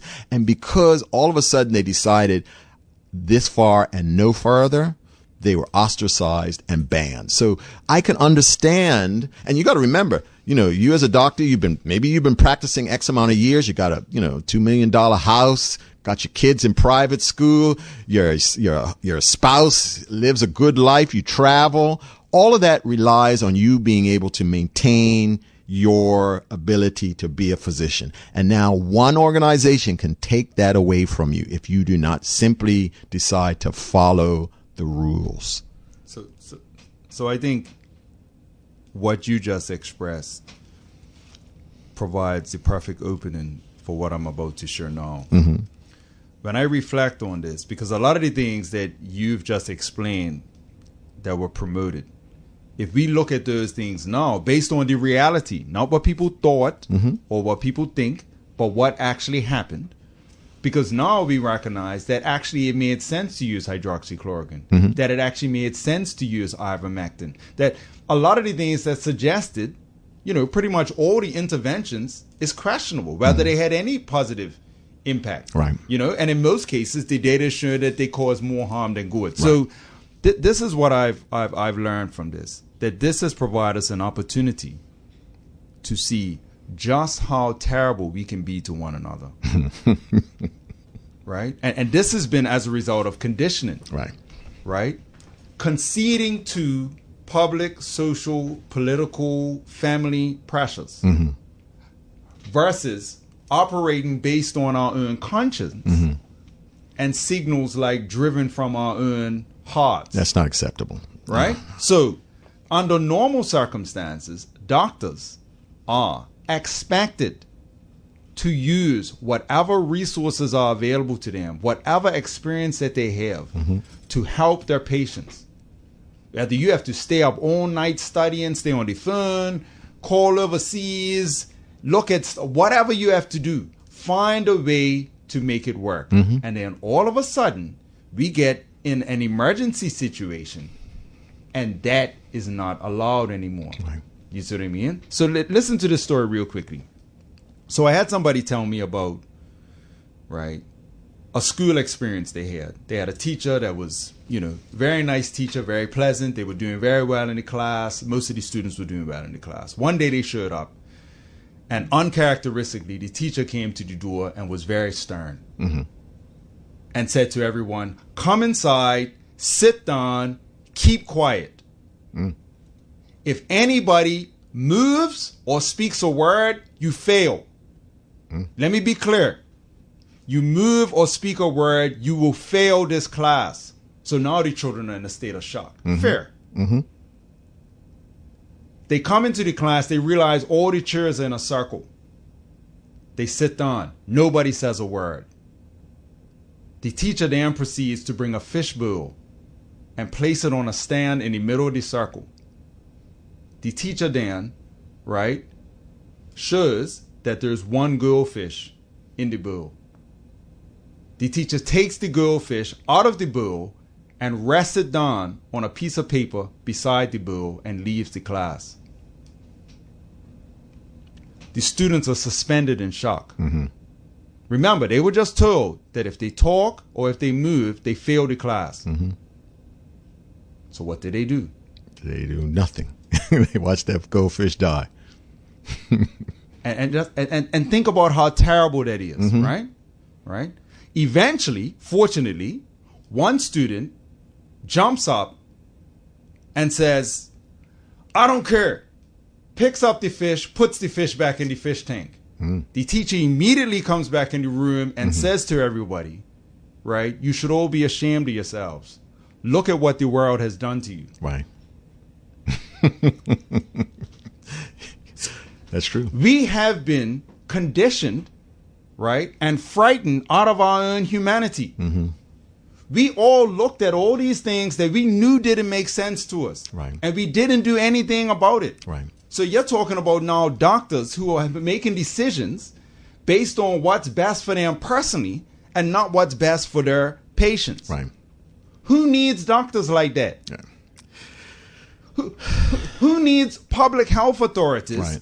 that are content to just toe the line to keep a job rather than doing what's in the public interest? I guess the question, though, becomes how many of you out there are willing to give up what you have for what's right?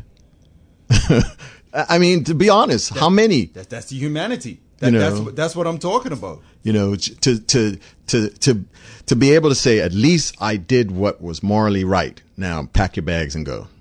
And your whole life is altered, but at least you did what was right. How many of us could actively do that?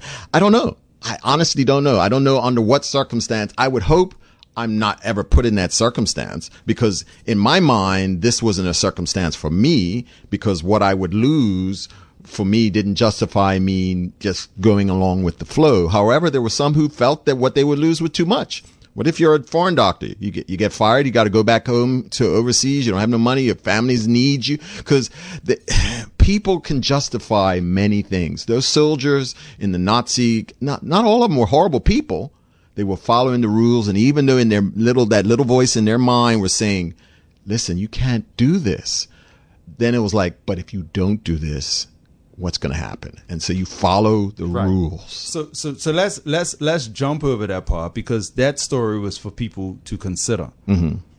The real concern is not necessarily the people who ended up complying. Mm-hmm. The concern is the people who actually put these things in place, knowing that people will comply. Right. Because you knew the impact that fear. And now, as more things come out, we're realizing that the leadership, right, in many cases was being advised to deploy strategies using fear, right, to drive behavior in certain ways. Right. So this was very calculated. The ends justify the means. Yeah, it was very calculated. You know what I mean? So the concern is not people complying, because we understand that when we deploy these tactics, that's what you're going to get for the most part.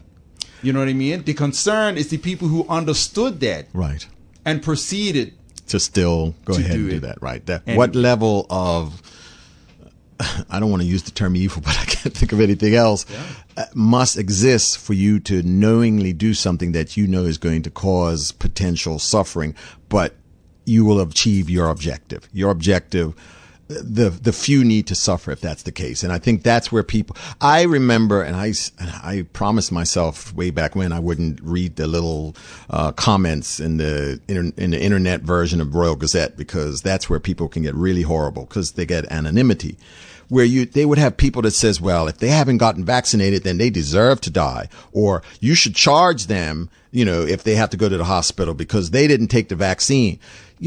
The idea that people could actively, truly believe what they're saying based upon some form of, I'm justified because, they're not doing what is right, versus I'm fearful that they're going to hurt me, so I want them punished if they even attempt to do something that steps out of line. That was beyond, to me, the next level. But people are allowed to do stuff when they can do it in the dark. And I think that's what happens with our governments. That's what happens with our hospital. I mean, obviously you're talking about ivermectin, and you're talking about, yes, there was a large portion of people who, not just in Bermuda, but around the world, who have believed the data that suggested that ivermectin worked. And yet the hospital actively pushed back against any patient who wanted to at least try it, even if it was not a matter of that the hospital itself would not provide it, but if it was provided to them, they would at least allow them, because you could bring in vitamins that you could keep with you or whatever. But if you could not actively utilize this as part of your own particular protocol. And if you tried, there was legal active push to prevent you. So you had people whose loved ones, they wanted to give ivermectin. The hospital says we don't do it. They went and got the courts to agree that they should be allowed. And the hospital still went ahead and didn't give it to them and actively pushed back legally against that, without any data suggest that ivermectin would hurt them. But because it was not part of their protocol, they would not allow it to occur. Now, I know some people who snuck it in and took it anyway. That's just the reality of it. Because the reality is, before COVID, I remember in my old days, you had drug addicts that would be up on the thing. And obviously, the hospital didn't give them their drugs, but these brothers and sisters would go out in their little robes outside, do their business, and then come back in. And you couldn't stop them, The hospital couldn't actively participate in it, but they weren't able to prevent them from them going and doing their stuff. But they could actively prevent these COVID people from obtaining something that could have helped them. And I've seen cases of patients in other hospitals of the world who actively got better when they were on ivermectin, and then the hospital elite came in and shut it down, and then they got worse, and then they died. And there was nothing ever made to pay that price for doing that. There was no convening of a group to say, did we do the right thing? And we still don't have it here. Our hospital still has control over what you are allowed to have in that hospital. So if nothing else, if you do not agree with ivermectin or whatever the case may be, surely you should agree to the fact that you have the right to determine what is done to you and by whom it is done to you. And the hospital is not God. They do not know it all. Just the fact that some of their procedures, and I'm not talking about our hospital, but the procedures around COVID in general, ended up actually hurting people, should show you that they don't always get it right. And so when a patient decides, yes, I agree to follow a protocol, or no, I don't agree, you have to respect that. Above all else, you have to respect your patient's wishes, even if it is something that you don't agree with. And in the case of ivermectin, where you might not have agreed it would help them, but surely you could not find any evidence to say that it would hurt them.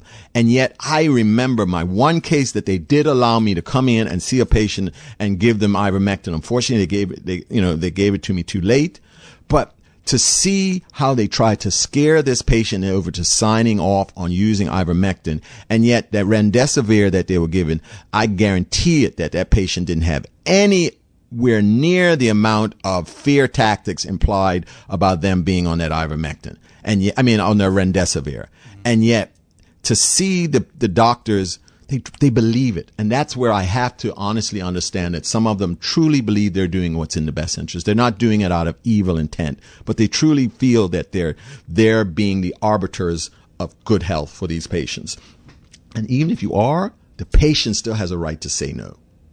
The patient, you out there in listening land, if you do not get your government to change the policy in the hospital about what you are allowed to have and not have, and who is allowed to give it to you, especially somebody who has a medical license in this country, there's going to come a time where your rights are going to be up on the chopping block, and there will be nobody there to push back against the fact that they're taking it away from you, because the governments listen to voters. They don't listen to individuals. So me as an individual, I'm sorry, I will not be able to change this from you. And the governments will not listen to somebody who does not talk the same line, but they will listen to voters. So if nothing else, because now we have a situation where governments now are saying, well, maybe we need to look at not just COVID, or the COVID vaccines. We need to look at some of these other vaccines, and maybe we need to mandate some of these other vaccines for the good of the public, even though there's been no proof that it actually is in the good of the public. Here's the reality, guys, and I know it's amazing how fast time goes. The vaccines were not without problems. When they set up this vaccine to start rolling out, the VAERS system that they have to kind of monitor vaccine injuries, they hired more people because they understood that there were going to be injuries that came from vaccines. This is the government that did this. And they estimated, based upon our previous data, we figure we'll get about 1,000 calls per day. So we're going to give ourselves enough people to handle about 1,000 calls a day. Within the first couple of months, they were up to 20,000 calls per week on the vaccine injury hotline. 20,000. They estimated 7. So right away, when you were told the vaccine has no side effects or gives you no problems, That was a lie. That was not, you were not being, a lie by omission is the same as a lie by commission, especially when it comes to the public health. When you were told that this vaccine was 95% effective, that was a lie. That was a lie based upon manipulation of data to make it look like it did more than it did. But if you go to the new Pfizer documents that were finally made to be released, the government wanted not to be released for 75 years, but luckily good people pushed it and made it available. It showed that was a lie. That Pfizer knew that myocarditis was an issue, that all these other symptoms, they had to actually expand the symptom codes in the VAERS system to accommodate all the other new vaccine side effects that were coming out by people saying, listen, this is a problem here. And yet with all of this stuff, and up until COVID, nobody talked about how bad the VAERS reporting system was. In fact, yes, no, they did say how bad it was. But what they said was that it probably doesn't capture everybody. It under-reports. It doesn't over-report. And yet, as soon as COVID came out, oh, too many people are putting this in. It's not real. They're just overestimating. Never in the history of VAERS did they ever say that the VAERS system was an overestimation of issues. It was always underestimated. And yet here we are now thinking that all of these illness, all of these deaths that are reported, all of these side effects are people who are just blowing things out of proportion. And yet we do nothing. We do not consider that maybe we need to back off of this vaccine. Other countries now are finally saying, you know what? I think we made a mistake here. We're not going to keep doing this. We're not going to keep giving this vaccine to our population. Where's Bermuda in all this? I still hear commercials from the minister talking about go get your vaccine. Go get your booster. Children do not need this vaccine. If I leave you with nothing else, you have to understand that to even register how many people children were harmed by by COVID, you can't even see the line. It's almost flat line. Tell me how many kids in Bermuda died. Now, you might say, well, I'm not going to give my child a vaccine because I'm worried about them dying. I'm worried about them, getting long COVID?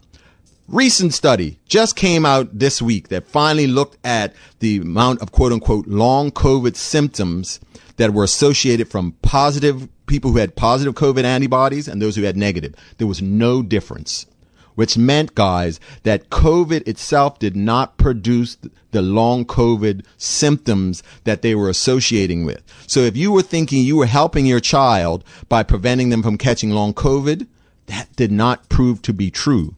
But what was true was that you're increasing the risk of myocarditis in your children. And if anyone says, it's not that bad, there's no cardiologist I have ever heard of in my practice, in my short years of practicing, who's ever said that myocarditis is not that bad. God forbid that it's that bad in children.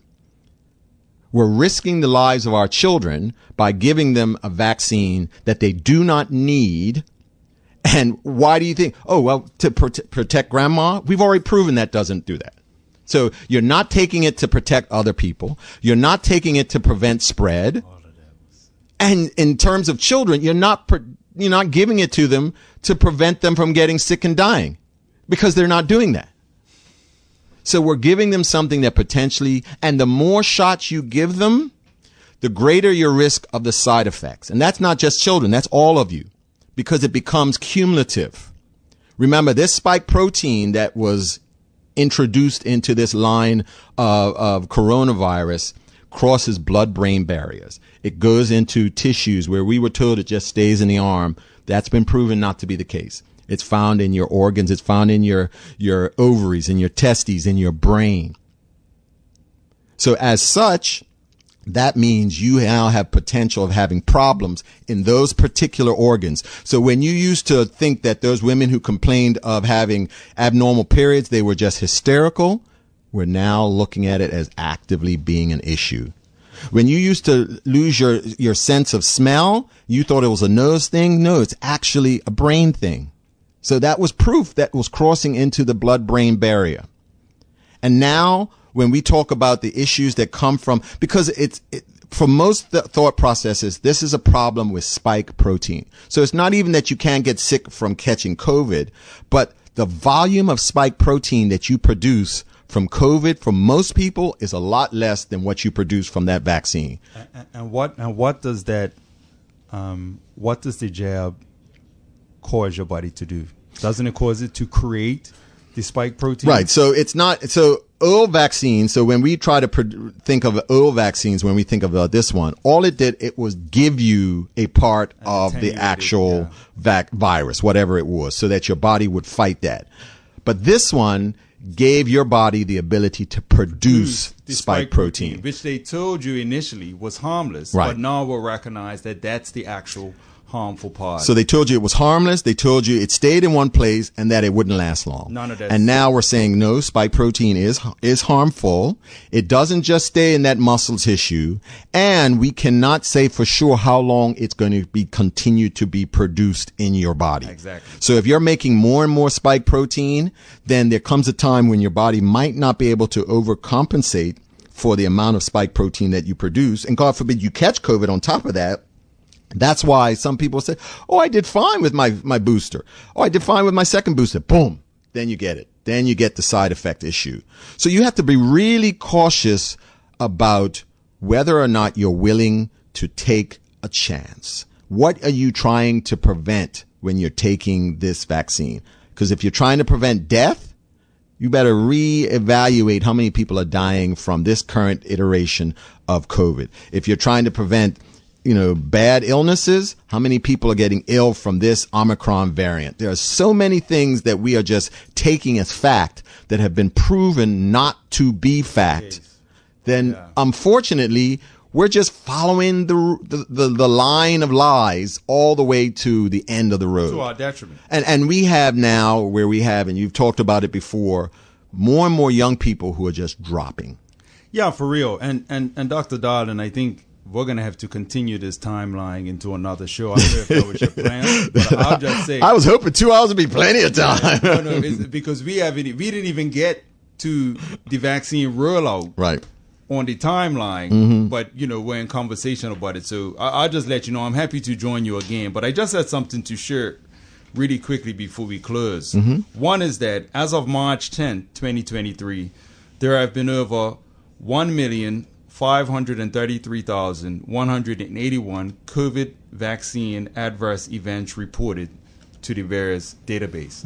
And that, according to what you said, generally represents anywhere from 1 to 10% of the actual cases. Right. Because it's always underreported. Now, I just want to share that, I'm a part of a group cast that is actually doing a film premiere. We've been in touch with a filmmaker who's made a film called Anecdotals, and that film is actually going to premiere at Specialties Theater or Cinema on the 10th of March. I mean of April. Sorry, the 10th of April.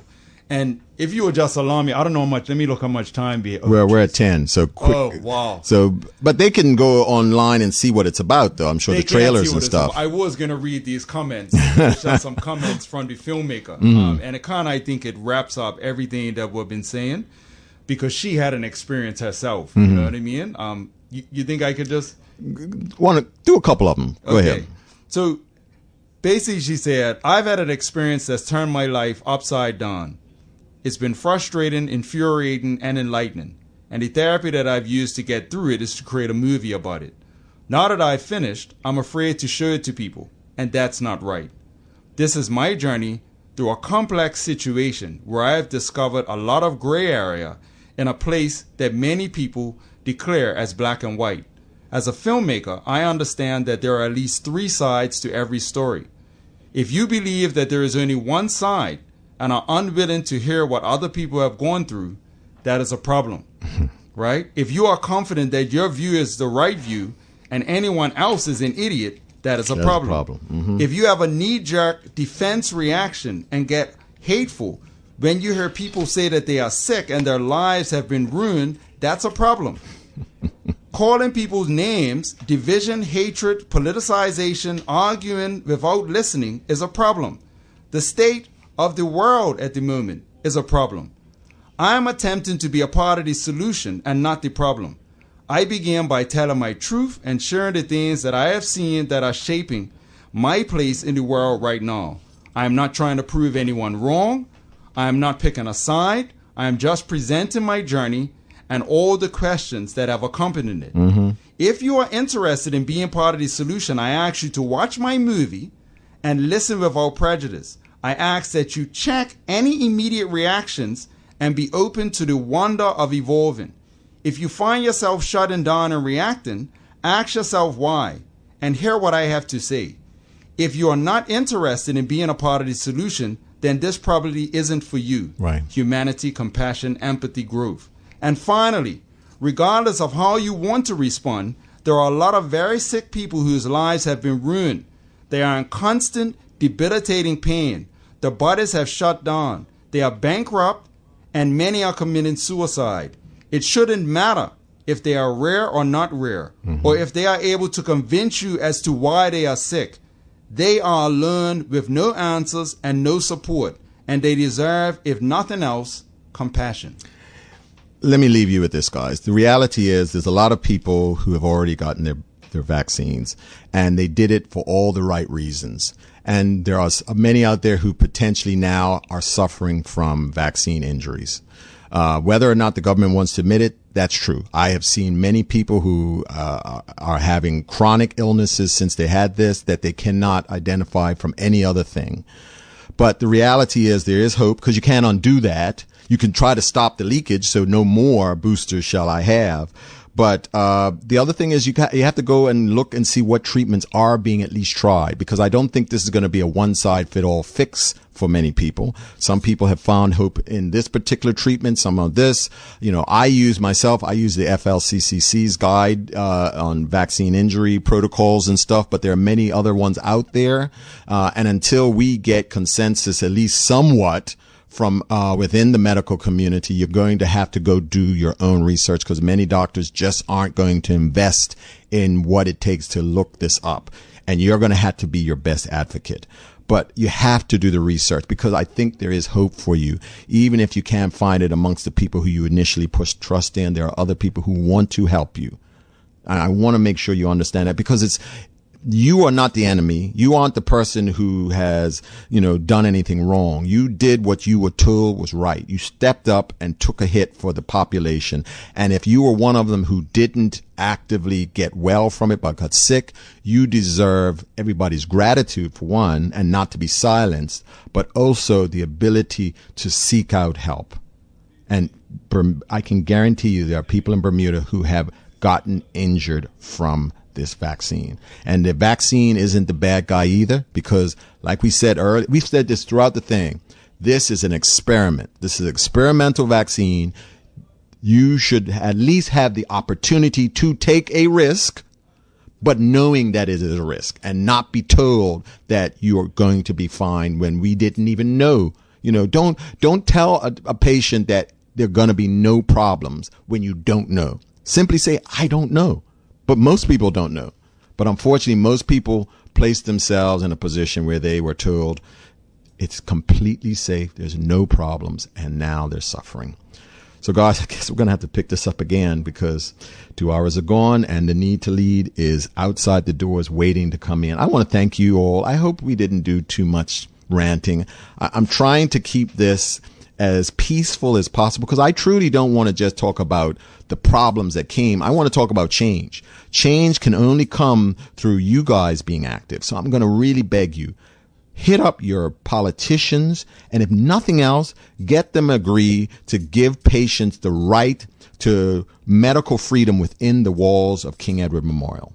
At least hit up your minister and let them know that's what you want. Send it out to your WhatsApp friends that you want the freedom to determine your health care choices within King Edward, and have them actively say that they will work on that, and not just give you the, yeah, cousin. This has been Medical Radio. Don't go anywhere. The Need to Lead will be up right after this. Hi, I'm Karen, a nurse at the old folks home. These long hours used to kill